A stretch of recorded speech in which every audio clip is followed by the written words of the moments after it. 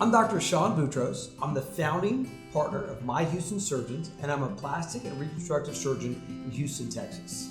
And I'm Dr. Joseph Dayan. I'm a plastic and reconstructive surgeon at the Institute for Advanced Reconstruction.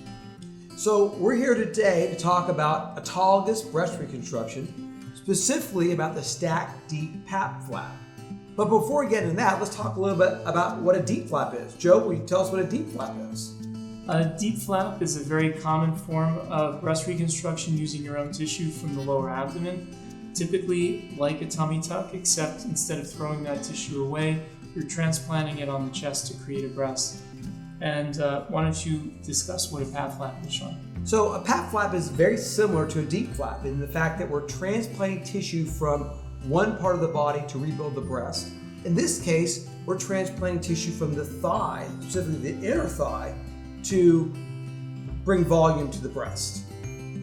Now, unfortunately, a DIEP flap is, the DIEP flap is, I would say, the gold standard of breast reconstruction.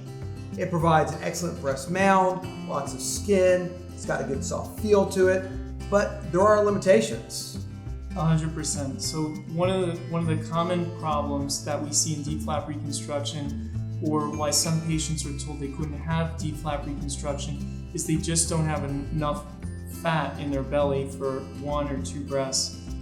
And a stacked DIEP flap basically takes two DIEP flaps to create one breast. So you're doubling the volume, tipping the scale so you can replace that volume and skin if needed for one breast. And you can use a PAP flap or thigh flap in order to reconstruct a second breast if needed.